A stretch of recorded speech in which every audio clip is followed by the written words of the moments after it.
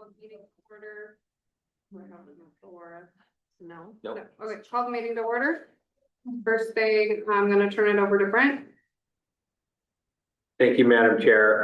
First want to kind of start off and just kind of new developments with our friends at Rogue River that are dealing with a pretty bad fire right now. And so they are, I know we have a lot of colleagues over there that we are thinking about, and some of you are texting them already. And so just want to have our thoughts with them and already reached out to the superintendent if they need anything to make sure they reach out. And then this is the first meeting without our beloved Rick. And I know he meant a lot to a lot of us and serving 27 years. So I actually wrote some things down that I just didn't want to wing it and be here for another 45 minutes and stuff. So bear with me. For 27 years, Rick dedicated himself to serving the students, families, and staff and community of Phoenix Town Schools. Since first being elected to the school board in 1999, he brought wisdom, compassion, thoughtful leadership, and an unwavering belief that every student deserved the opportunity to succeed, not only while they were with us, but also wherever life took them. Rick's service was never simply about attending meetings and making decisions. It was about people. He cared deeply about our students, our staff, and this community. And he demonstrated that commitment time and time again. Rick was a tireless advocate for school safety. His support for safe school initiatives played an important role in establishing the school resource officer presence we have currently at the high school and the middle school. This is just one example of the lasting impact his leadership will continue to have on the students and families in Phoenix Town. On a personal level, I've shared this before with people I've talked with. Rick was much more than just a board member to me. He's a friend, a mentor, someone whose counsel and support I value tremendously. I'm deeply grateful for the years I had the privilege of working alongside him and learning from him. 27 years of service is an extraordinary legacy, but Rick's legacy cannot be measured just simply by years. You see it in schools he helped make safer, in the colleagues he mentored, in the friendships he built, and the community he loved. Rick made Phoenix Town a better place, simply put. We will miss his wisdom, his friendship, his familiar presence, and his steadfast commitment to our kids. On behalf of the district, our staff, our students, and our entire community, I extend our deepest condolences to Rick's family and friends. We are grateful that they shared him with us for so many years. His seat at this table will be deeply missed, but the impact of his service will remain with us for many years. Thank you, Rick, for 27 years of extraordinary service to Phoenix Town Schools and this community. We are better because you were part of us. That's so tremendously. I'll turn it over to the board if they want to share any comments or anything about Rick. Yuri. I'll go. That's hard. Nancy's not with us tonight. She's over in Eastern Oregon for work. And I asked her if she would like me to share something on her behalf. And she said that she shares her gratitude for all the years of service and that he was quiet and committed to making our schools better. And I would agree with her. As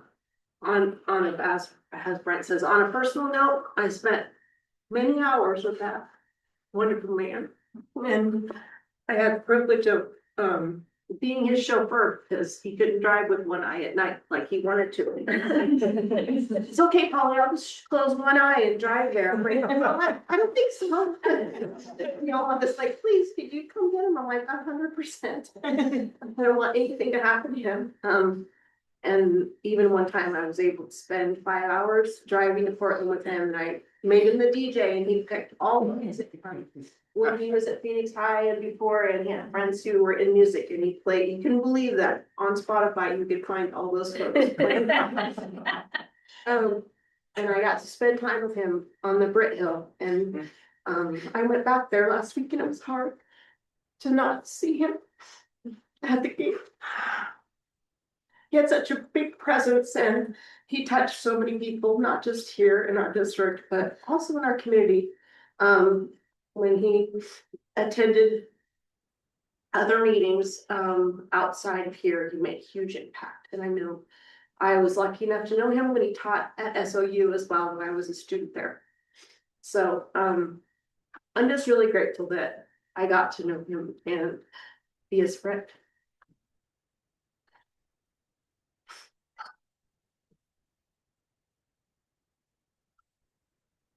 I'm just gonna share something I wrote, shared on Facebook last week, but, Rick always put kids first and cared deeply for staff. He was a champion for school safety, serving 27 years on the board with grace, humility, kindness, and an incredible sense of humor. A little bit underrated. It wasn't. His financial expertise helped the district navigate some of its most challenging times, and I just appreciated his background and knowledge in that area, and I'm gonna miss that. Even at 90 years old, this is probably what I appreciate most about him. He remained a lifelong learner, and he was always helping us learn from the past without clinging to it.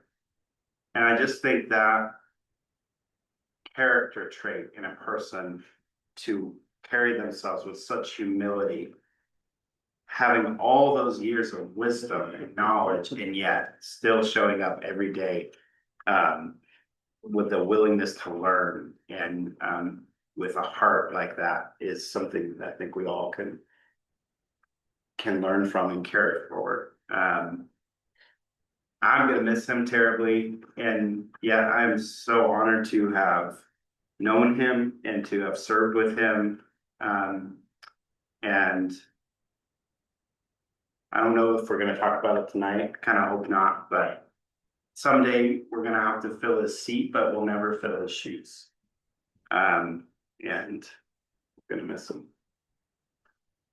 I want to chime in about the lifelong learning, because like recently he finished every occasion he had to re-up his CPA. And he finished all those tests, and he missed like 4 questions on one of the tests. He was so mad about that because he wanted to get 100%. So, it's true, he lifelong learner.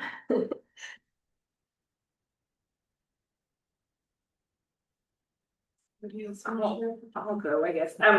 So I wanted to be on the board and the board voted no for me, so I had to win the election.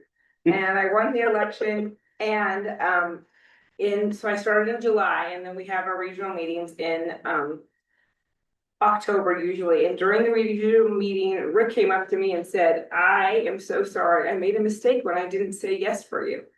He's like, you are going to be a great board member and I'm going to help you along the way. So, and he did, he did. So it takes a lot for someone to say, I'm sorry, and then to actually actions follow. And that's the kind of person he is. And lifelong learner.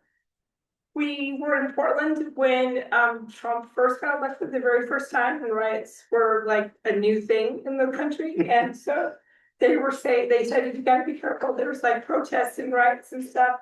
And Rick's like, I haven't seen a protest since like 1968, Dawn. To Portland with me, and so I can see what it looks like nowadays.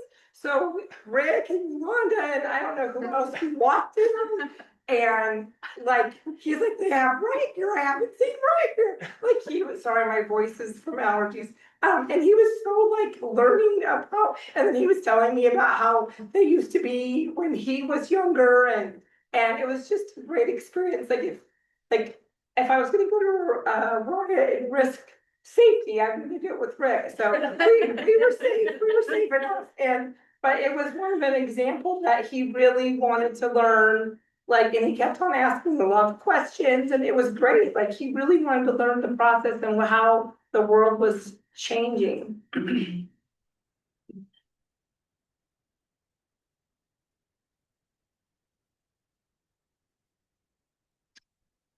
I'll try to go.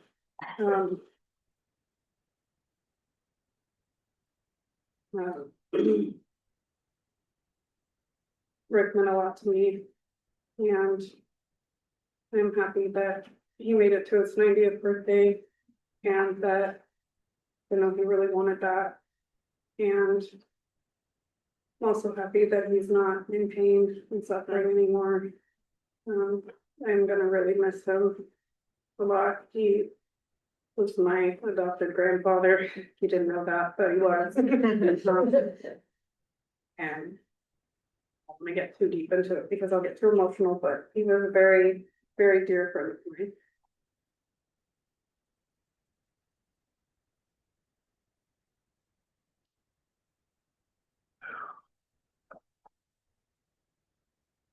Does anybody else can speak?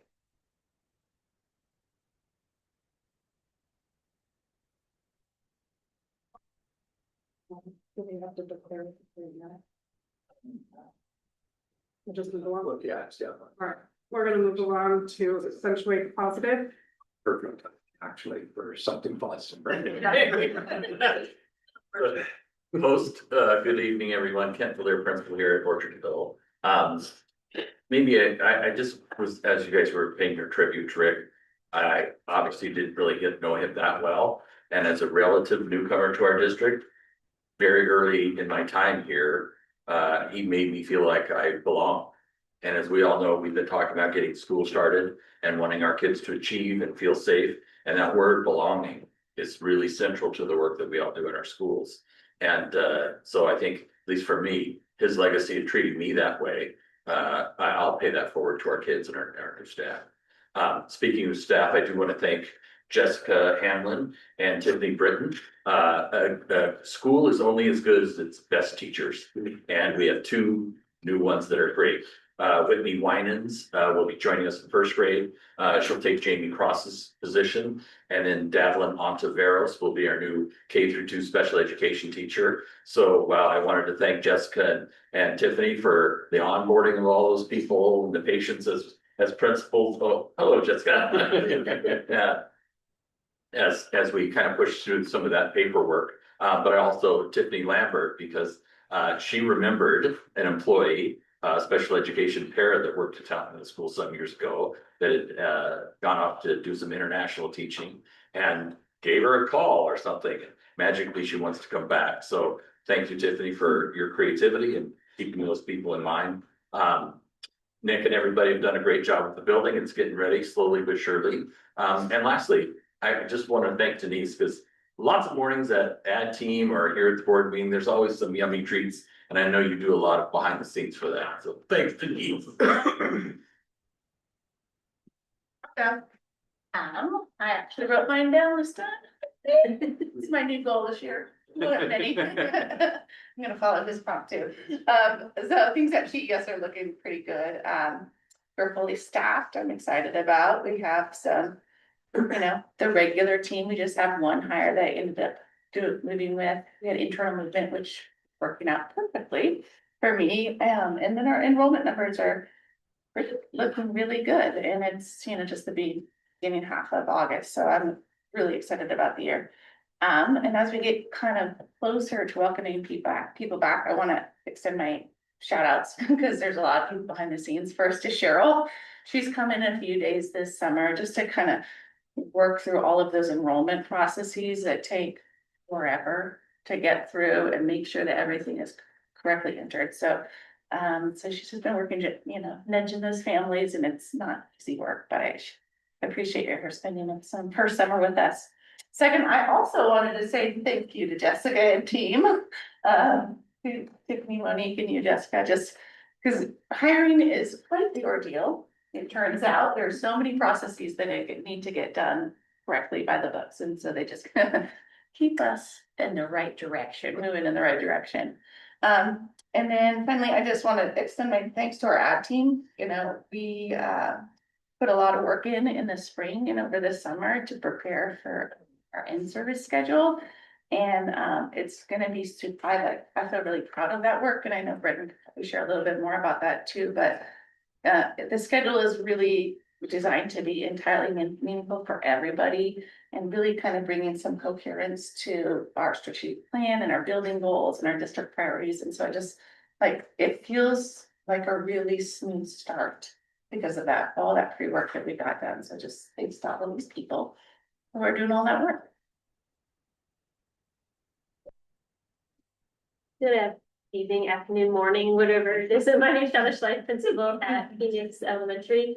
Yeah, I kind of want to just echo some things about Rick too. Just like I had the opportunity to start volunteering at Britt last year. So I got to work with Rick a few times at Gate 2 because that's where he lived. And on his 89th birthday last year, they sang happy birthday to the whole crowd, for Rick. And it was really, really sweet. And so this year, Abby, the director, got up and was talking about Rick and how his goal, like at that meeting, he said, hey, I'm gonna come, I want you to sing happy birthday to me on my 90th birthday. I'm gonna be here for that. And so the way that she kind of shared that he like made it to his goal and that he was here today and he's here with us and he's gonna be here with us every day, just this reminder that even when people leave us, they're still with us. And so I just wanted, I'm so grateful to hear all of the ways that he touched everybody and saved me. Just like I said, we're better for knowing him, we're better for it. So I just want to echo the sentiments about Rick Nagel. I just want to give a big shout out to Tiffany and her team at summer school. Like that happened here at Phoenix's campus, and just coming back in, knowing that happened, and it's like nobody was there. The school is so clean, everything's organized. There's just life happening at PES this summer. Just thanking all of the teachers and the people that put on those learning experiences for our kids, knowing that they have a safe place. I know that Tiffany will probably share some more stuff, but the creative energy that goes into making sure kids are getting services. So the stuff that she did with partnership with Boys and Girls Club is really innovative and cool. So like, are you gonna share a little bit of that? I can't get. I think it's great.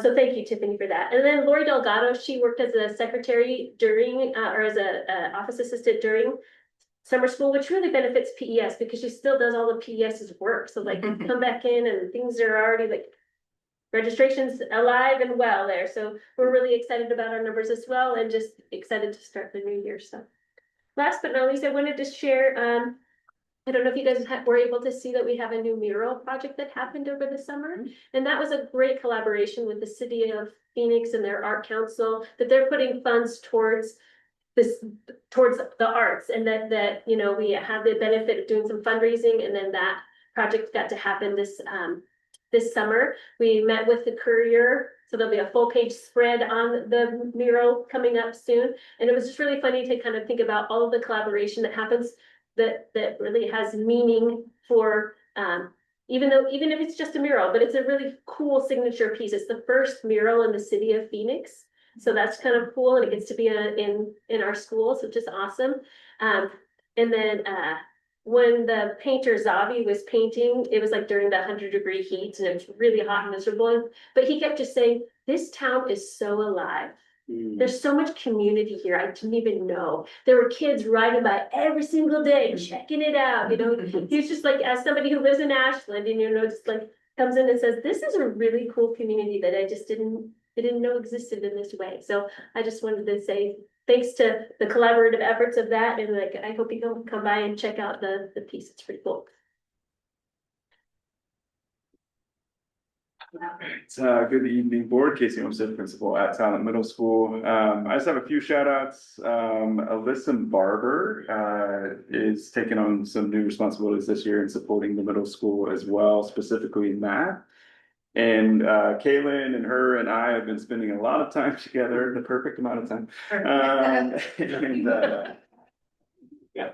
I'm just, really excited, like thinking about like what we're building and the alignment that we're working on 612. Just really excited, and to have Alyssa's expertise and her supporting teachers and being in classrooms, I think is going to be huge for us. I also want to give a shout out to Maria Lee. We spent some time together today. She's going to be doing some really year-long PD with our staff. And I'm really excited to partner with her, and really ultimately kind of with the goal of just supporting our teachers and supporting all kids, and being very intentional of what that looks like. And so I'll be talking more about kind of that definitely throughout the year. Echo our maintenance and custodial staff, like what they do each and every year to make our buildings just more bright, more safe, more all the things. And so just grateful for the work that they are doing. And then lastly, I just have a quote that Sean and I had been talking a good amount about. I was at a conference in June that has just kind of stuck, and it just is, our school is better when you are here. And that like theme and idea of every kid that enters our building, every staff member enters our building, the board when you enter our building, the rest of the admin team. It's better when you're there, and what we get to do in serving people and thinking about Rick and that continuing, and thinking about our students. And so just thank you to all of you. And like, I mean that of just what we do together, and in that is, it's better when we're there. So thank you for showing up. Good evening, board. Karen Cross, proud principal at Phoenix High School. It's kind of hard to go last because I swear I wrote all these things down before I left the building today, but we're so aligned. And so I think one of the first things I wanted to share is I like to pick a word every school year that kind of like grounds me or anchors me. And this summer I read a couple of books, and what kept on coming out was just this word coherence. It's that, you know, just this idea of getting really focused and moving in the same direction. And I just keep on seeing that everywhere I go. So like with ad team, you know, in our conversations about kids in our community. And so I just thought it was so interesting that I get there and I said, yes, I have this thing on here and this thing. So just to echo a lot of what my colleagues have already said, but just a shout out to everyone who had anything to do with summer school. That takes so much preparation and planning and time and commitment, a sacrifice of teachers, you know, to spend time with kids, and sacrifice for kids to give up some freedom to engage. But we had great programs this summer, and I know our high school students were able to gain some more credits. We were able to get our last grad, like all of those just amazing things, and little kind of bright spots across the way. And so just wanted to say thank you for that. Our facilities and custodial peeps have been working so hard. Our sensory garden that we are blessed with is so beautiful. And so I would invite you to come and just experience that. It's just this little nook. Anyway, you'll have to see it. It's amazing and beautiful. And that's just one of so many highlights.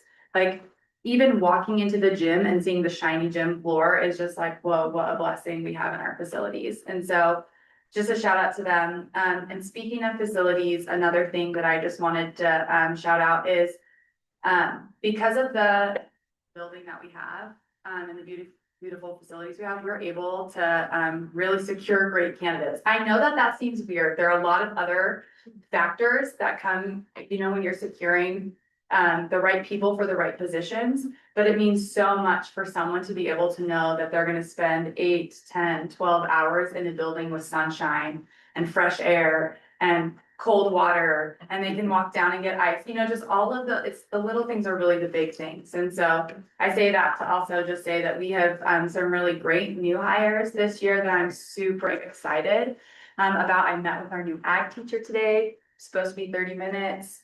An hour and 30 minutes and counting. So just great things. And so I just wanted to say thank you to Jessica and everybody for making that happen.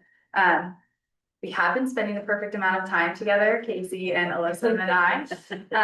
And just, I really am so thankful for the opportunity to work as a secondary team. I really think that that is moving along some of our strategic plan goals. And I'm excited to talk more about those things with you, but thank you to Casey for being open to that, and to Alyssa for all of the hours she's spending doing things for Casey and I. And then last but not least, I just wanted to shout out our new assistant principal and athletic director, Sam, is at Phoenix High School right now having a coaches meeting.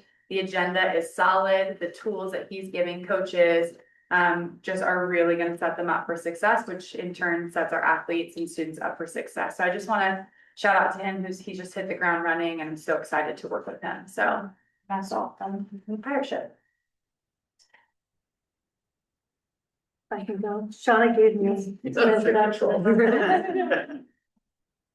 I'd first just like to say something like about Rick, words can't do it justice, but I noticed when Joe posted on Facebook, there's a picture of Rick that I actually took at a Seroptimus scholarship luncheon. And it was really kind of the last place I expected to see Rick, but he was there because he was there in our community. And he had paid for the lunch for all of the scholarship recipients and their families, just amazing. It was just another example of that quiet leadership and public service that he did behind the scenes, even beyond our school district. And so when I think of our jobs as, to serve the public, I will do it in Rick's honor and name, because he's just an amazing example of that.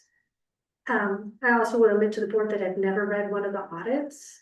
Documents. I think I'm supposed to in my job, but I would just like go to the meeting and wait for Rick. We spent a lot of time. So I was reading, and I was like, if Rick says it's okay, then it's okay. I don't know about this year, so let's see. But summer school was another magical experience, and too many people to thank. But we really did have a lot of people that were working diligently to get it going, especially we had Jess Marsh at the high school to enter those credits as they were getting it, and Gianna Garcia there. We had Lori Delgado at the elementary school, so much work, and Charlene Patton at the district office. And everywhere, Charlene's everywhere, making sure the work gets done, but it's a really great time to see amazing teaching. We took our groups to our Fun Fridays for elementary, and every place we went, we got the same comment from the people there, whether it was ODF&W at the Fish Hatchery, or the Jackson County Parks, or the Oregon State Marine Board, Jackson County Sheriffs, the movie theater. Everybody said this is the largest group we've had, and this is the most well-behaved online group of kids we've ever seen. And so it's just, again, even when we go out about how special our district is and our students and our families. But really highlighting one thing is our partnerships. And I mentioned a few, but we still had a great partnership with Townmaker City, Rogue Valley Farm to School, Bugs R Us is always a favorite, Jackson County Libraries. But the Boys and Girls Club, we've always had a good partnership with them as long as I've worked here. But we tried a new program, and really it shows how much they're willing to go above and beyond for us. So there were some kids that don't qualify for summer school right away because maybe they're not first or second graders, or they don't qualify for Title I-C, but we still wanted to give them an opportunity. And so the Boys and Girls Club was one place. So we made a partnership where the district, with our summer learning grant, paid for 11 weeks of Boys and Girls Club. They do a lot of fun stuff. It's like really great. In exchange, that families and students committed to high dosage reading tutoring. And so we partnered with the Institute for Reading Development that did some training with the Boys and Girls Club staff. They have their virtual tutoring, but then 4 days a week, they're getting an online learning center with Boys and Girls Club staff in exchange for that 11-week program. But to make it work for working families, we started to hear feedback that the Boys and Girls Club opened too late, and families needed to work in Medford or Central Point and drive there. So the Boys and Girls Club opened at 7:30 because that's when normally our elementary families could drop off their kids. And they were going to close at 5:15, but families said that's not enough time for me to get off work and get to Talent where I was being held. So they stayed open until 6 o'clock. And then we had another week of tutoring. Those kids are still tutoring right now. They've been tutoring since July, reading tutoring that we needed to go when the Boys and Girls Club was planning to be closed. So they're going to keep the week of the 24th and 28th open for our rising readers. And there's 88 of them right now in that program. So those 88 to get an extra week of Boys and Girls Club. Hopefully we can do something fun for them because they've been working really hard. And then it had come to my attention in that that some of our staff worry about what happens during in-service week. We start late school this year, especially with Labor Day, and other schools are already in session. So the YMCA club camps are all done. There's no sports camps. And so the Boys and Girls Club offered to have Boys and Girls Club services for our staff members' kids during that time. That week, is it the 31st week of September 4th? At no charge. So that was really nice. So just kudos to the Boys and Girls Club, such a good partner to have in the community. And I'm excited to see the data for our students doing the reading program, but it allowed us to serve 88 more kids, which is more than I expected there. plus the 250 kids that we had in our regular summer school, not including, we had some services in June with our immigrant refugee student success grants. So we're excited to add up all those numbers and finish collecting the data.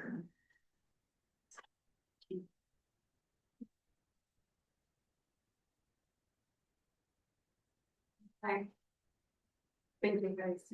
Let's move on to citizens' comment. Is there anybody here that would like to speak before the board?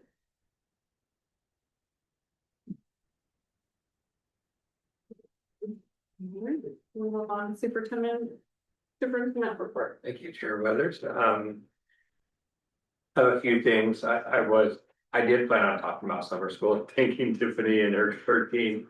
But she just explained the amazing and powerful partnerships that we have in our community,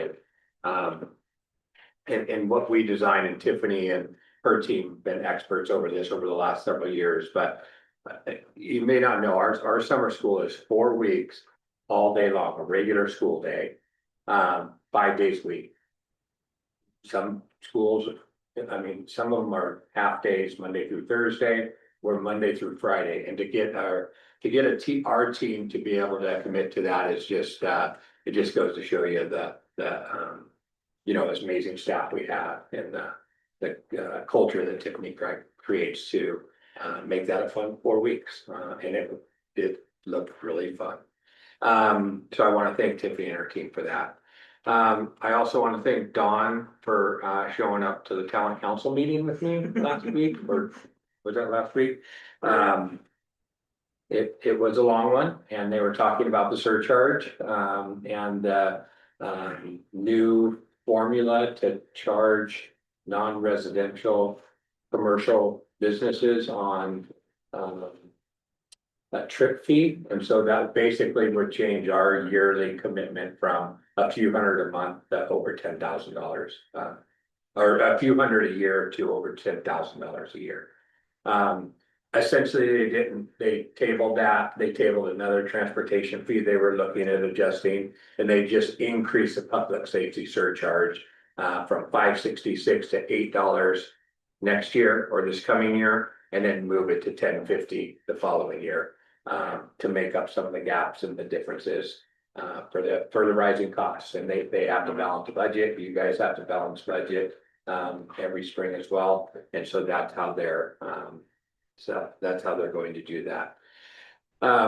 It got Don and I talking a little bit about the actual transportation fee numbers, and there is an opportunity to appeal those. And so we've reached out to Greg, who's our consultant with legislature, to look at drafting a plan to see about either adjusting those numbers, trips, because that is based on students and trips, or getting it eliminated completely as a public agency. So, for example, 300 students at the elementary, they count that as a trip, and we don't have 300 trips to the elementary. We have a number of people bused as well. So we're looking at the formula, seeing how they calculate that, and then seeing if that's something that we could have adjusted as well. You have heard about accountability over the last a couple of years, really, and it heated up in the legislature last year, Senate Bill 141. There is a number of accountability measures that are coming in into play this coming year. And so we are looking at having to set longitudinal growth targets. We did that with a few years ago with the integrated guidance.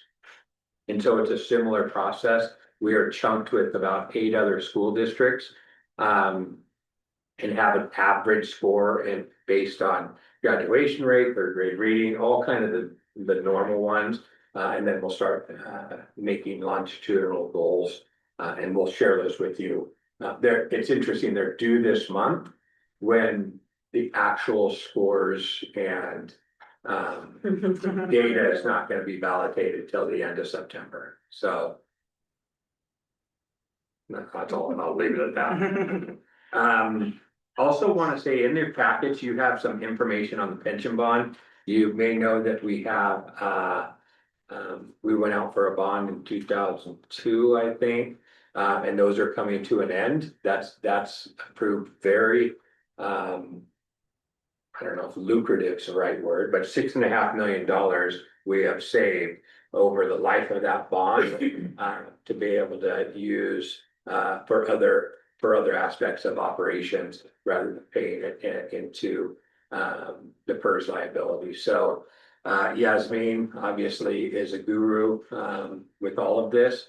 The conditions aren't right now to go out for a pension bond. A lot of them are ending. Many districts have bonds that are ending at the end of next year. And so we're really working with Piper Sandler to see when the right time is to either go out for another pension bond. And so we're preparing for that. It takes about 6 months or so, 6 to 8 months leading up to making that decision. So we've got to start that process because when the time's right, you kind of got to jump on it. And I know Don OSBA has probably been talking about some of the pension bonds coming to an end. But it's worked out very well for us. And if we can help save some money in the long run, we'll look at doing it again. Anything's a gamble, obviously. But Piper Sandler's really good at prioritizing what is the number where you have the most favorability and the 80% chance of it being successful, or 90% or 70%, whatever those numbers are. And so we'll have more information on that and look at bringing back some resolutions if we want to start that process. It doesn't commit us to doing it. It just gives us prepared for that. And then in your packet is the team set shared. We have an amazing team. We did a lot of work last spring, had a retreat in June, and really just cleaned some things up in August. And have a really good plan for in-service. So really excited. It's still over 2 weeks away, actually, before we start. So it's kind of hurry up and wait time. But we have new staff coming on. We have additional trainings that week before, and then a great in-service week. And we'll talk about that. I'll send some more information about kind of when and where we'll do our yearly annual welcome back at the high school, and we'll get some information to you all when the time comes. That's all I have. Any questions for Rick? We do have a program report. Yeah, we're gonna, Canyon's gonna pull up the presentation. I focus really this program report based on the actual strategic plan goals. I think as we hear from schools and we finalize the data this fall, we could have some additional information to share either in your packets or another report, or wait until January when we have our JAB meeting. And so, oh, thank you. I think was that I don't know if that's in the one you have in your packet, but I don't think it should. Earlier. No, this is the right one. The ones that are, you know, This one. I saw that. We have it all here. Okay, let me think. No, this one's 23, 24. I saw that in my packet earlier when I was looking. But yeah, I had to switch it because I updated, they start changing data because it's not validated until the end of September. So this is the most up-to-date data up here. Can you guys see that all right? Yeah. I'll upload the right one, just to. Okay. Sorry. I thought I saw that. Earlier. That's why I don't know there. I did too. That's why I don't know that. Yeah, that's. It's from one. I'll save it. Yeah, I was looking at this. So, I'm glad I saw that. I was like, finally. You know the the strategic plan is getting the right one, number one. You guys know, attend regularly, and by the way, I did that to her because I changed. I go, can you re-upload this? Because I was making changes at 4 p.m. today. So attendance, English language arts, the mathematics in 8th grade, on track to graduate, high school graduation. That's what we're gonna talk about today. These numbers aren't necessarily finalized, but this is the data up until this afternoon. Here's where we are essentially. This is a kind of a running total. So attendance, we made a huge jump, over 6 percentage point as a district, and really everybody contributes to that. High school had a huge jump this year, and the elementaries continue to make some good growth. ELA 3rd grade as a district, we plateaued a little. We're about the same. And actually, this data might go down just 1 percentage point. But there are a lot of things that are happening that are building momentum to continue to work on 3rd grade reading. I'll show you some 5th grade reading scores that are really exciting as well. As far as 8th grade math, another single year jump that was really impressive is a 6% jump in 8th grade math. So we're continuing to really align our systems. You heard Casey talk about having a listen, come and work with our math teachers to really outline a scope and sequence. We are turning over 50% of our math teachers at the middle school as well, where we brought on some really good people that I think will make a huge difference. Quick question. Yeah. If we go back to that, the 6th grade on the math side, it's like 24 last year and 14 this year. Is that? That's a big dip. Yeah. And overall, the 6th through 8th, the average dipped because of that. And you may remember that we talked about, we actually had we couldn't find a math teacher, so we used an EduStaff person in 6th grade. Yeah. And so that was a little bit of a challenge. And so that'll be some intervention, that'll be some catch up. This is also just one data point on the OSAP. We also have iReady data as well. Here's just when you guys look at these charts like this, I encourage you to kind of look at diagonally. So I also look at when these kids were 7th graders, or an 8th grader, were 7th grader, and they make a 6 point jump as well. I mean, this is not the same cohort, but these are the same kids essentially. There's a few here and there that are different, but for the most part, they're the same. So, but we have some concern. We go from 24 to 14 here, maintain a little bit here, have another dip. We've talked about it with our team is really establishing both ELA and math about how you'll see a chart that goes like this in elementary, and then we have a dip. And so really, how do we reduce this gap in 6th grade? If we just maintain, that would be a huge accomplishment. But even reducing that dip will be Is there something standards wise that we can attribute to that jump from 5th to 6th grade? What are kids learning? the rigor's definitely increasing. What is there like 1 or 2 things mathematically that make it? That breaking down, like that geometric. Yeah, like, is there something specific Yeah. about that jump that We can dig in. I mean, we have that data and that OSAS breaks it down. Yeah. I think really just consistent curriculum mapping, following the curriculum, really intervening when we in a timely manner. So. This is on track to graduate. We had another big jump to 90%. We like this number at 95% or so. So we're back up into the 90s and expect to continue to do that. We had a summer school where we had 9th graders that are still trickling in on credits as well. And then our graduation. I put an asterisk in graduation because the actual graduation rate for 2026 isn't released until January of 2027. So on our report card will actually be that number for the high school and that number for the district. So.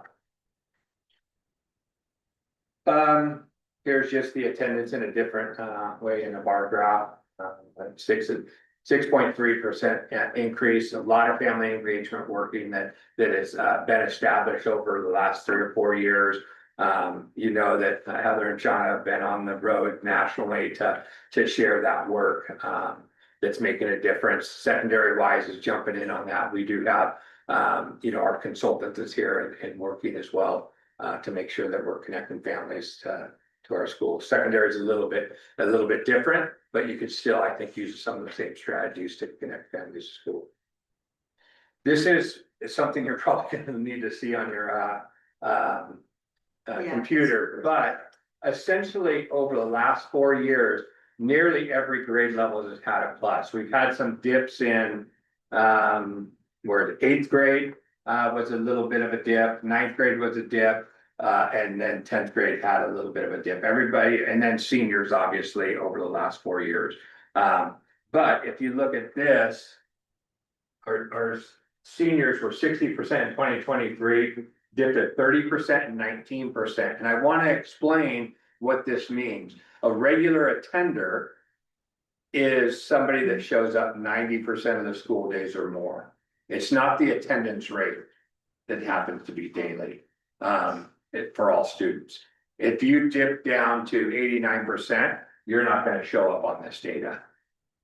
So you basically can't miss more than 10% of the school year. And that's 17 days, actually. If you talk about it in days, it seems like it's almost a month of school when you have 20 weekdays in the school year. So it's a challenge locally, it's a challenge nationally, and we're doing our best to address it. And this is attendance by school. You can see some good improvement. I mean, Phoenix Elementary has just been increasing their attendance year after year after year.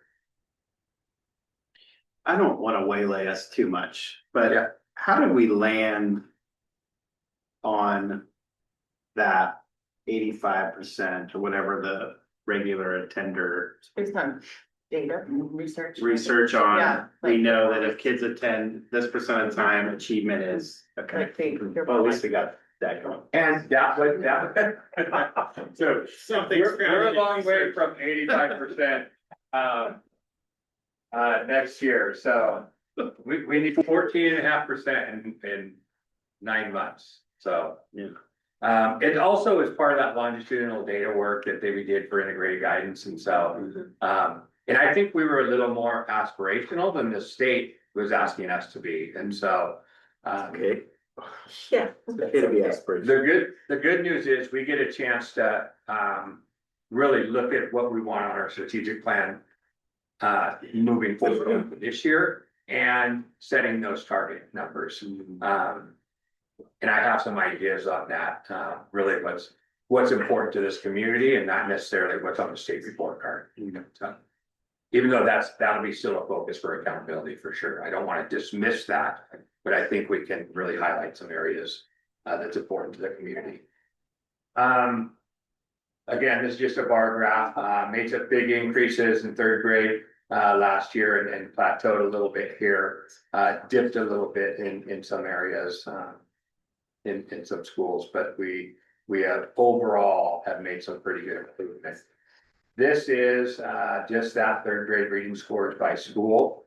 And then really over the last 4 years, making those increases over the last 4 years with some anomalies, with some big jumps. Again, those are different cohorts of kids. I can't wait to see the impact of those 80-some kids she's talking about that are in that reading thing. And that's another thing. I think the state's already asked about the model. I mean, that's just creativity at its best.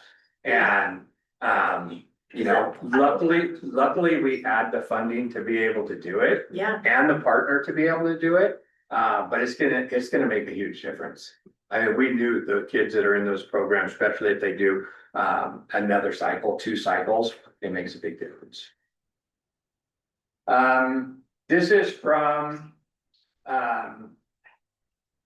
this is basically the cohort. These are similar kids. And so as the rigor's going up, they're also maintaining here. So this cohort, 2 years ago was at 30% and now 46% proficiency. So that's what we look at pretty closely, and that could be a strategic plan goal for next year, the 5th grade marker, because we know when students are in 2A version classes learning 2 languages in K through 5, they're, the 5th grade marker is a little bit more important. How did 4th graders do in ELA last year? Do we have that data? Yeah, we have that data. I mean, is it in here? It might be in, Cause it's like, okay, it's the same as the year before. so this is the last 3 years of every elementary, the next one.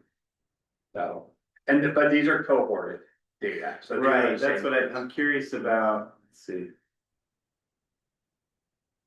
So Can you talk a little bit about the cohort, so Yeah, so the cohort is basically, and it's not an exact science, so I don't wanna say it's the exact same kids that are being assessed here, and then assessed here, and then assessed here. But for the most part, those are the same groups of kids that are going through that assessment. When you look at 3rd grade reading, just in general, those are different students every year, so. And we wanna look at cohort data on how they're growing or not growing, throughout their time. So I don't think that data is in here. It might be coming up in another slide, but I don't think just 4th grade. Phoenix talent last year. yeah, I think it'd be good. This is a great report. I think just seeing all the testing grades together, so that and with some historical, so you can go, okay, I knew we were flat in 3rd grade reading. And I appreciate the report on the cohort, but just if we wanted to see where our 4th graders landed last year, to see that growth from 3rd to 4th. Because when we look at the cohort, it can leave. We're looking at 3rd grade, where they were in 3rd grade in 2024, but I'm curious where the 25 3rd grade cohort landed. Yeah, so Fourth grade. that's a part of. Yeah, That one? no, No. You see what I mean? It's skipping. yeah, I skipping know what you're, yeah. Yeah, sorry. Go ahead. I don't want to keep interrupting.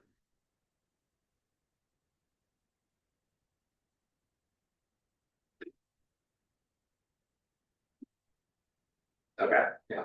Sorry. And then I just throw ELA in here because you just, for, even though this isn't a, strategic plan goal, I just put that DLA, middle school in, that we're continuing to work on. Mathematics, 8th grade math, you can see how we made a big jump last year. I will say that last year was the first time in a while that we did have an algebra class, at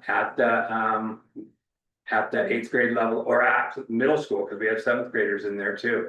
And so we're looking at trying to continue that as well and expand that to 2 classes, 3 classes, who knows? This is middle school just by grade level, over the years, so. And then when I look at this, I mean, this is a big jump here. And then their 8th grade here, they dipped a little bit.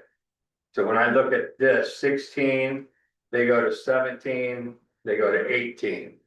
It's going like this, well, this, find it higher. But 24%, I mean, that's gonna be a good celebration, and I think we have a lot of small wins we could use to increase that percentage. Talked about this last time with one of the metrics, but that 6 points represents a 33% increase for 8th grade, which is significant. Yeah, it is good, and yeah. And like I said on the other chart, last year, that same similar cohort was also, I mean, that's not only at 6% just in our numbers that we report to the state, but also that same cohort made a big jump.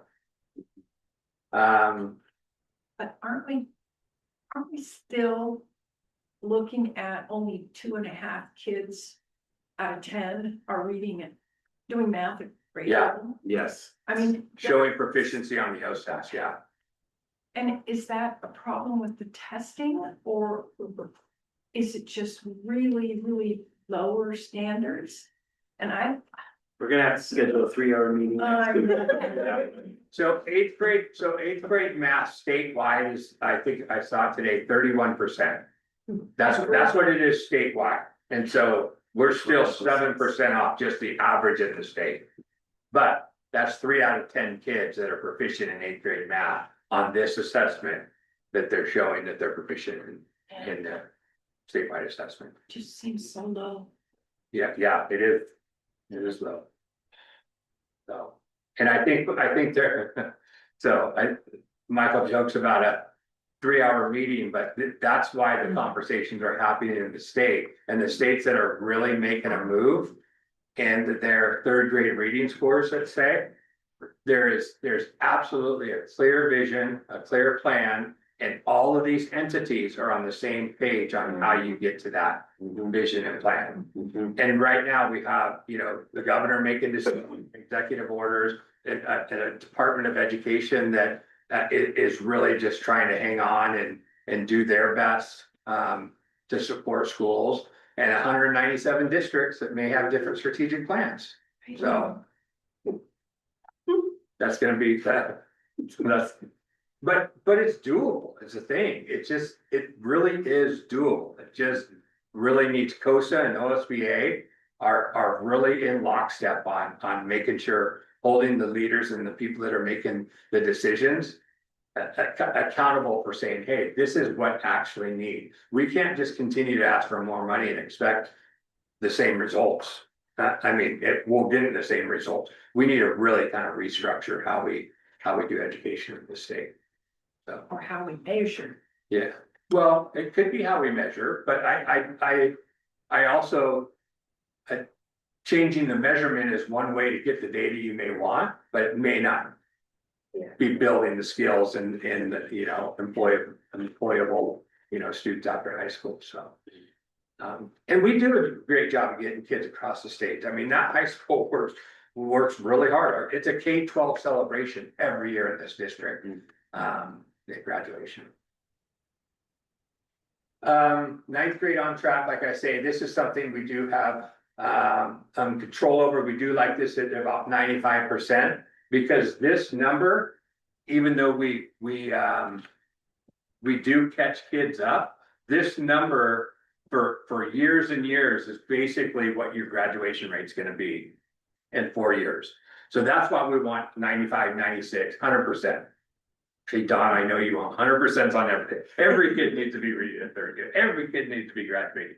So, but we also have had years where we had this 88%. And had a 93% graduation rate. So we do catch kids up, but that's a good marker on what it is. If kids are on track after their 9th grade year, they're absolutely more likely to graduate. And we did catch a few kids up at summer school, and we have some that I know Kaylin and our team will be talking about that are still a credit and a half away from being on track. So. But we look at that. We just don't look at freshmen on track. We look at sophomores that are on track. We look at how many people we've caught up. We look at some kids that have fell behind a little bit. And I think and I'm happy to get other data and show on some charts, but I think it's, but you can kind of go through this. If you have other questions, or if you have any questions now, happy to answer. Overall, we have some really good momentum. We have some things where we're staying a little bit stagnant and dropping a little bit here, but other markers like 5th grade, the math, the team looked at, there's a report that the department sends out on the report card about your gap score, which basically says that the average of the students from what proficiency is and where they scored, and we're closing the gap. Proficiency might not be there, but the growth is definitely there. So, and it's a good report to look at. So, Thank you. Hang on to the consent agenda. Do I have a motion for the consent agenda? I move to approve the consent agenda. For a second, I second. And then we have to do something a little new with this, we have to do a roll call sort of, vote for it now, because of board policy BDD. So all those in favor say yes. Yes. Consent agenda passes. On to information and discussion. Legislative OSBA update. Okay, so a lot of my stuff piggybacks on what Brent was talking about, so that's really good. So first of all, we're still working on our governance restructure for OSBA. That is a big taking. And we're supposed to look at it every 3 years. In the past, or 3 years ago, I think I mentioned this before, the meeting was like, we decided not to, and I said, why? And they said, we're not gonna tell you. So there was no records of what the governance committee has done every 3 years in the past. So we're like, just, yeah, exactly. And I'm the chair of the governance committee, so I was like, well, we're not doing that, and I went a little overboard, so. We've been working hard, we have an outside consultant. It looks like we're gonna have some changes in, probably not, reducing the size, but in the caucus model, we're changing the caucus model around a little bit, which I think is what has been needed. And we're getting some clarity. We're having a meeting next week. We actually have 2 more meetings, and then it'll go to our retreat in September, and then it will probably come to the board for us to vote new bylaws. So I'll keep you updated on that. The group that Prusa runs, One Education, it's not on their website yet, but they went with Costa OSBA. I had it up here so I'd see it, and now I don't. Costa OSBA and this equitable education, is that right? Brent was part of that. Anyways, they sent out she does these briefs, and this brief this month was about PERS and how the cost of PERS has changed and how much it costs, and how the student money that is, each student's getting this much money, but really like this much money is going to PERS. And so it will be hitting out pretty soon, and it's something that COSA, OSBA, and a few other organizations are gonna have some like information workshops with school board members, with people at, finance directors, and with legislators. So when the legislative session starts, they understand the PERS dilemma that we're all in versus like trying to explain it. So hopefully we're gonna do some pre-training before the legislative session so they understand the actual cost of PERS, and it was quite enlightening. I sent the email out to Denise, but I sent it out like at 4:15 in her fairness. So tomorrow she will probably send it out, or if you want, you can ask me or her. The immigration policy that has to be approved by September 30th. OSBA just released it. They've been working on it and they haven't finalized, so we'll be probably seeing that soon, and I can answer questions because I've heard Spencer talk about it like 3 or 4 times now. Then we had our legislative policy committee meeting for OSBA. I don't know when it was, Monday maybe, I don't know, Monday or Tuesday this week. And they talked about things coming up. We're probably gonna see some policies on screen time. And thank you, Tiffany, for letting me text you at 7:15 at night to say, what is our screen time? Because they're like, does anyone know what your screen time is? So our screen time for K, according to Tiffany, is quite low for K through 2. And so there's policy coming up from legislators where they're now wanting to reduce the screen time. And we've had big conversations about like, hey, wait, a lot of us bought our curriculum that's digital. So how do we do that? And there was pros and cons about it. And also, like, then I brought up like, you can have different versions if you need a different language, or if you need to change it a little bit for a student on the IEP. If it's digital, it's easier. But if we go back to textbooks, we're talking more money. So how do we come up with this to make the legislators happy of less screen time, but not to cause even more money, and let them understand again the unfunded mandate of changing screen time and what that means, because a lot of the times they don't. So we had a big discussion about that.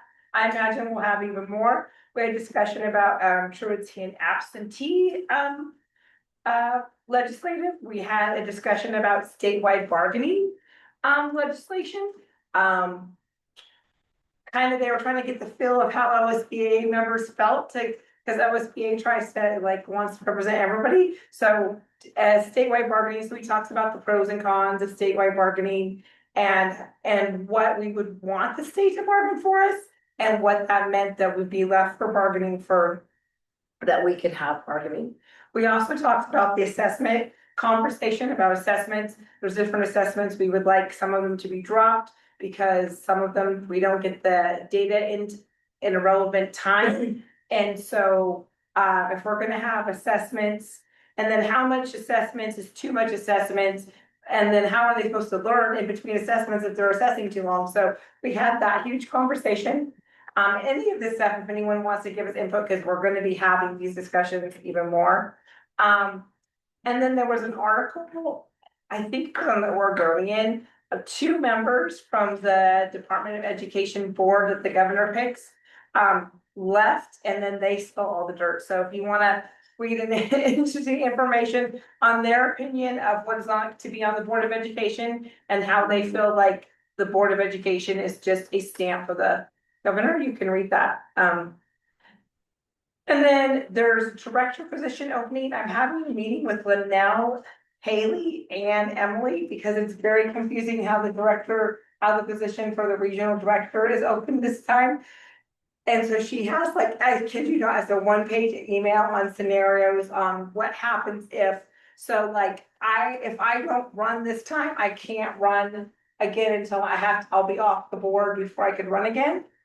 And so we're trying to figure out what that means for Jay, what that means for me to run. It's very confusing. If you want, but I'm having a meeting with them so I can because I've already had some board secretaries and Denise was one of them, reach out and be like, what, explain this to me. And so I will get some answers, but basically my term ends. And so I could still be past president and be on the board but then I'm only past president for a year, so then I'd be off the board. If I run, then Jay can still stay for a while. If I don't run, I mean, it's like all these scenarios of what would happen. It's very confusing. So we're just wanting to talk with Haley and Spencer, the legal team, so I can let everybody know and I can make a decision on what I'm gonna do, so then people can put their names in. Even if I do run, you can still put your name in, it doesn't matter, but it's kind of confusing on the positions and how that is. Because I decided to try to be president and it caused a whole bunch of like, Portland was on the phone with me for like 40 minutes, like, Dawn, this is a tough, complicated question you just asked, so.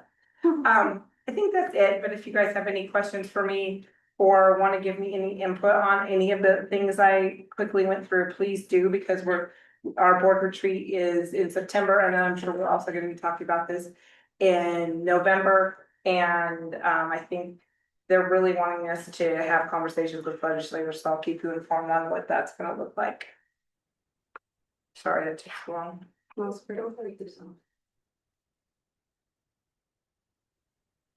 I have just a question on the notes that are in here. Says the fall regional training. Is that the ESD in Medford? Is that the Medford office? Yeah, it says that it's at ESD in Medford. It's not at the Phoenix office. I just wanted to double check that. I believe they're at Phoenix. It's in Medford. It's in Medford, The okay. Phoenix one was already booked before, from what I understand, the Phoenix one was already booked before, Okay, I just wondered. so that wasn't able to, and they're still working, they're trying to make it on the same day as our fall regional, and we're still kind of trying to work that out a little bit. Oh, and then I didn't read Denise's thing last minute today too. I also put some things in the Google Doc, but they are not formatted nicely at all. And they were like last minute, like, oh goodness gracious, I haven't done anything like I said I would. So I quickly put some things in, but I will add more when they pop up. Thank you. And I will try to help format them. Sorry, Denise, if they're kind of a mess right now. No worries.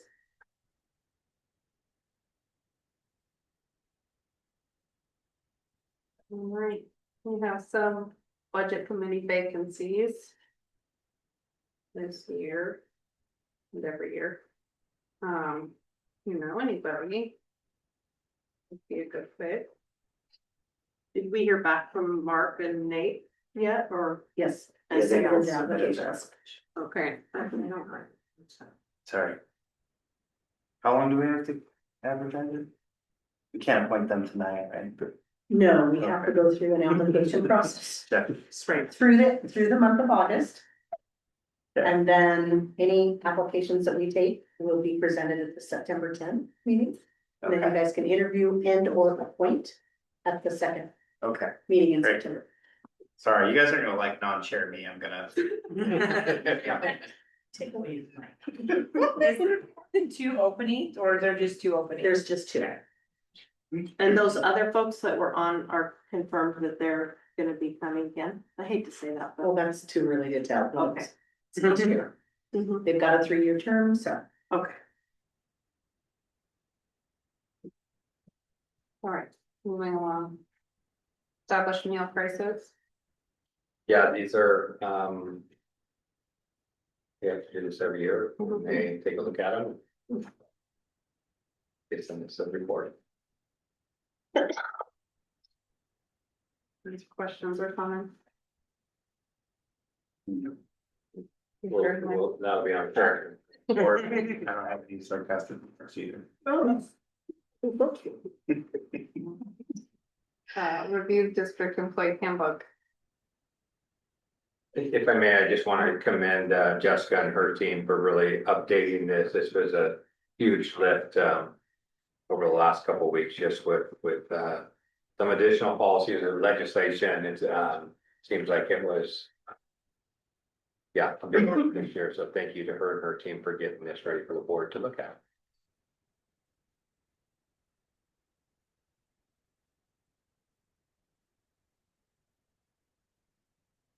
Questions or comments?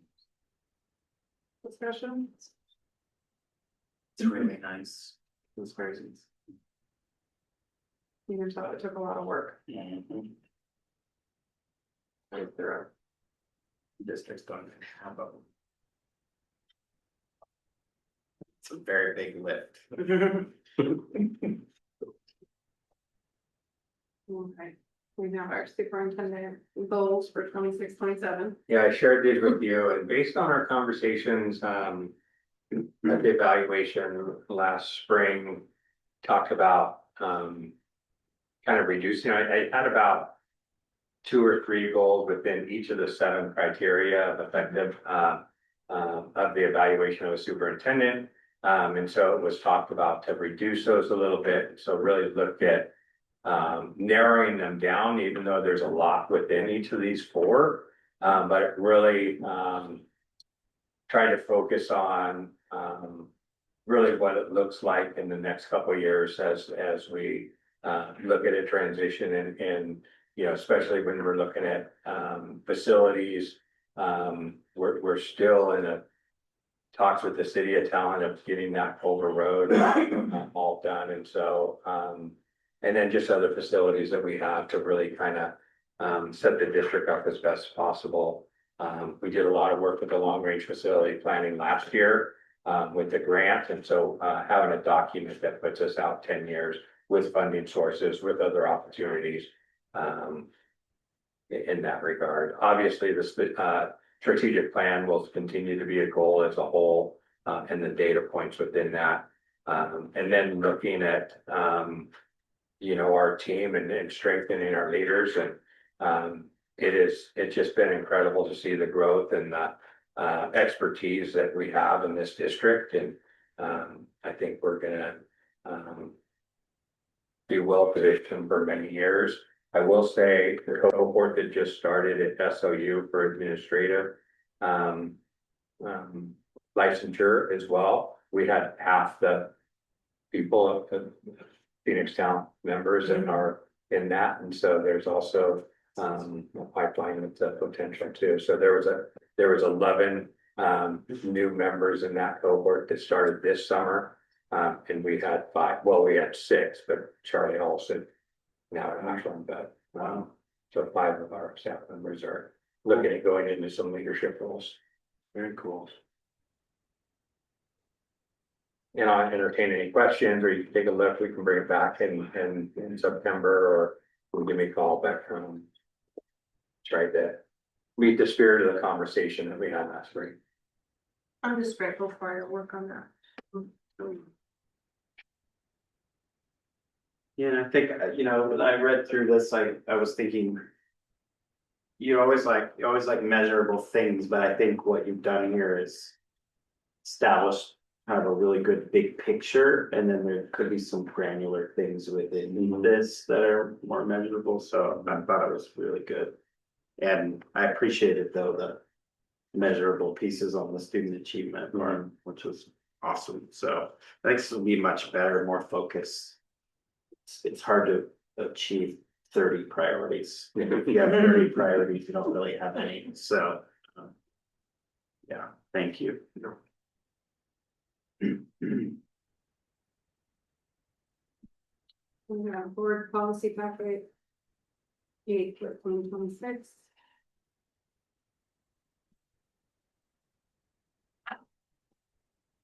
I'm still getting used to this whole new format situation, but I do like it. I don't know about anybody else here. That's a lot of scrolling, the same situation.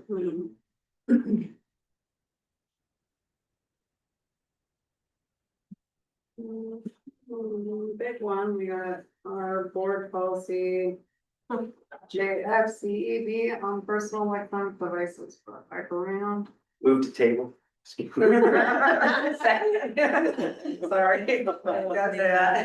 that binding? Which is an option, I mean, we get an email and say we're still talking about it and. Just wanted to bring it back and I mean, I would. Turn it to Kayla, what we have is working pretty good right now, I mean, it just. I'm not trying to create a target on our back, but I just. What are you gonna do? What are you gonna do? We went round and round on this, I mean, I don't know that there's anything more to say, other than, now we have a school year under our belt, how did it go? I guess would be a question. Ready? Good. Tangible, kids got what they needed, like. Yeah. Yeah. Point to it. Yeah, I mean, like, the data is what the data is. We have, improved attendance. I mean, it's not directly, but if you have kids going off campus to use their cell phones. Right. At lunch, Yes. it's just, that's a risk I don't think we can do. And I'm certainly willing to continue to receive the emails and say we're still talking about it until, something else comes down the pipe. Which is fine. If our grad rate had dropped, if our attendance had dropped, if our discipline data had gone up, I mean, then I think we could have a different conversation. I appreciate you letting us know that ODE is continuing to reach out to you, is my take on this. How anybody else feels, but. What do you want, my cake? No, I don't know. I'm trying, they might come and watch this meeting, so if you're watching, My take look at our data from last year. My take is the governor, and I've seen this on not only his cell phone bill and now some other policies she's bringing up.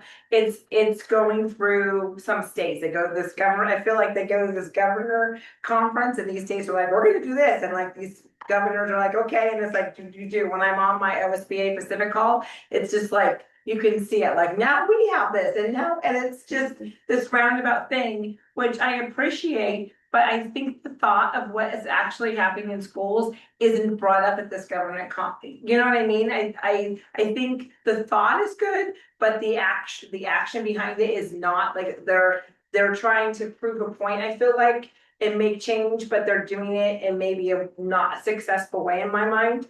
Also, with the election coming up in November, if we have a different governor, I would imagine that there will be different executive orders that we'll have to concentrate on instead of this. So I would say, like, it works. We have good data. This is something that, I see in the press, our state's now doing this, and I think the kids are lost. And so I kudos us for having in-depth conversations and asking the kids what they want and asking staff what's working, because I feel like sometimes these decisions are, especially these that are going to bouncing from state to state to state being approved, the kids are not being asked about it at all. That's my 2 cents. And also, we could take that line out of the policy that they don't like, but I would I would challenge anyone to go visit any high school, no matter what their policy says at lunchtime. And tell me how the enforcement's going on devices. Well, it's not. Exactly. So I don't think we need to window dress it. Well, people are rubber stamping stuff and saying they're doing it so they don't have to worry about it, but it's not being done. And so we're actually saying, we're not gonna do it. Other schools, some schools are doing it. But other schools, some schools are not. And so instead of us just saying, we're like an honest board, instead of saying like, hey, yes, we'll do it and then not do it. We're just honest and being like, it's not gonna happen. I don't know which is best way. I've like thought about that, which is the best way, just to say it and then not do it, or to not do it and just say we're not doing it. And yeah, I kind of stand by this way because I feel like model for students, they need to, but there's consequences and we'll see what they are. If they get too bad, then I'm sure there's discussion. And there are other districts, there's a handful of districts that still aren't in compliance, so it's not just us, so. Perfect. As far as last year, and so. So they're probably having the same conversation and saying the same thing right now, but yeah, I'm happy to keep you informed if something else changes on that. Good.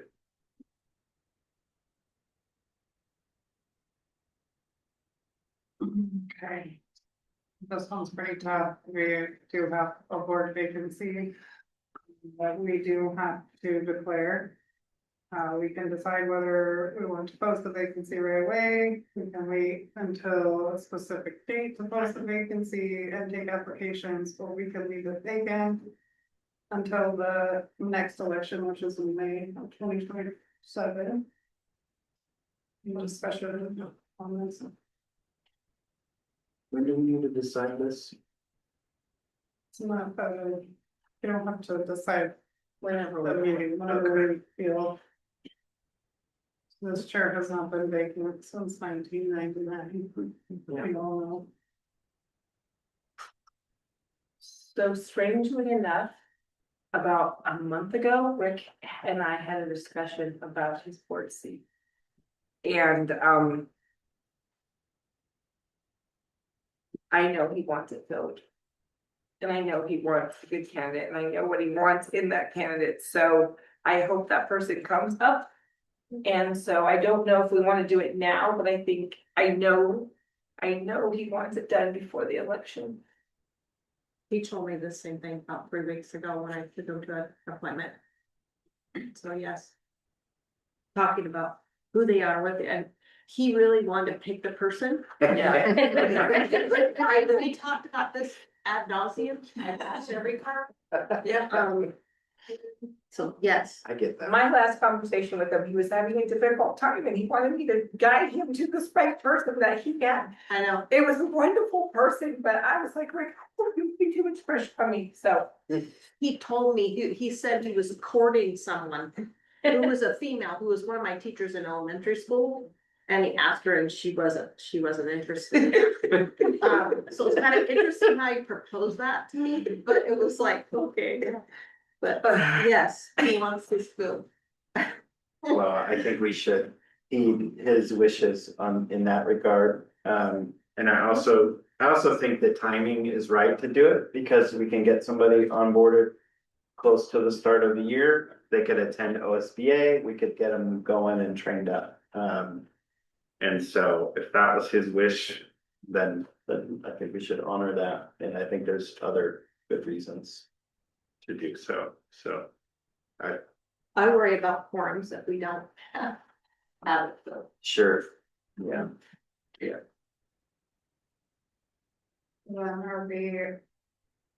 Is there a certain date we want?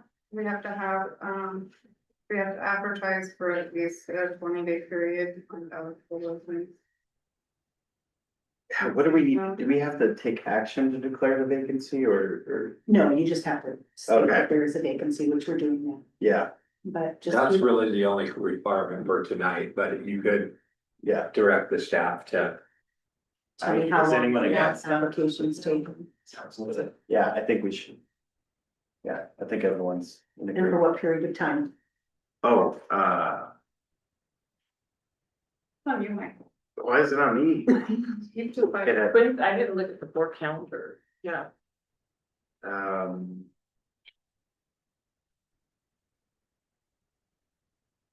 I mean, 'cause Michael, if you're thinking about that person going to OSBA, mhm. I mean, it would definitely have to take place by October, so I mean, I could start taking applications now till September, whatever, and we could review applications at the Mhm. September 24th meeting if you'd like. Mhm. And then at the 1st of October meeting, then you could make your selection. If there's, I don't know, just suggestion, just. Does this mean that Joe publicizes this, or what does that look like? Cause I haven't lived through one of these. You can put something out, I always put something up on our website, and then we can, September 3rd is 21 days from now. We could review applications on the 10th of September if we wanted to. Just a thought. What do you think? Is that give it? Does it have to I guess it's it doesn't, I mean, we It's just- want to try to get an applicant that's in his zone. Yeah. If right, we don't find somebody in the zone, then you can appoint anyone that's in our district. right. But, I mean, we don't have to close it, we could just say, Mhm. we can find out where we're at with any applications and The then. board intends to review initial applications on September. Yeah. We are not having another Sarah and whatever debacle. I am sorry about that, but we're not having it open for a billion and zillion years like we did. Oh. We appointed Sarah. I don't know who was on the board when we appointed Sarah, but that was, to me, that was a debacle. Board chair kept on extending it and extending it and extending it, and the poor people kept on coming and coming and coming. Oh, geez. And I think Sarah waited, I'll have to ask for 3 months to get appointed to our board after she said, so. I think it's wise to keep it open till we have somebody good, but I also think that too long can cause some challenges. That's why I like the idea. Let's intend to review them on the 10th. Yeah, Of September. of September, yeah. And then our regional is like on the 20th or something, so that would be good that they could attend that. Well, I don't know that we No, probably, but if someone was really interested, I Oh, would yeah. invite them as my guest or something. yeah. Gonna replace Rick, we need to look at budget issues and make sure they're strong in that department. See, that was not one of the criteria to me, it might have been on Holly's discussion. Hers sounded more in depth. So we can post that, advertise it. The board intends to review applications on September 10th. Yeah, great. And then if we feel like we have some people we want to bring back on the 24th. I think so. Does that make sense? Yeah. Yeah. Yeah. So then you would, right? Yeah, that makes sense. Great. That's good. Hmm. We are scheduled for a recess. Get also. Yes. Ready for a recess? No. I got a lot to turn on shortly. We Not that we only have helpful. 2 action items and then the consent or the next meeting's agenda. Do we want to Perfect. just push on and go to Yes. action items? Good. Yeah. We have board policy packet, 7/13/26. Discussion. My only discussion is, this will be fine, but we are gonna have to do the immigration one pretty soon. I don't know when we'll get that. Probably add it in the next one. Your immigration policies will be for info and discussion on September 10th, and then we'll take action on September 24th. They have to be adopted by the 30th. You're perfect. We got 6 extra days. Sorry, girl. Yeah. I move to approve board policy packet dated 7/13/26 as presented. Second. Thank you, Michael. Thank you, Diana. Moving into a vote. Diana, Yes. Don, Yes. Michael, Yes, Polly, Yes. I vote yes. sorry. I'm adjusting. It's Give me okay. a meeting. I like the spelling of the glossary of terms. Hmm.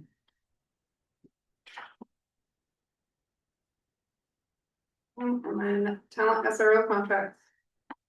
That long last. Thank you. Any I discussion? think it's probably fitting that we adopt the SRO or Yes. SRO contract tonight, so. Absolutely. And we worked hard with the city and as you know, we've been highly publicized on what our contribution is. I move to approve the SRO contract with the city of Talent as presented. I'll second that. Thank you, Polly. Thank you, John. So I want to take it to a vote. Diana, Abstain. Don, Yes. Michael, Yes. Polly, Yes. I vote yes. And then we just have a review of our next meeting's agenda. We'll have to add, review potential applicants to the board on that too. Will it be under the? It'll be probably in-depth discussion. We are adjourned.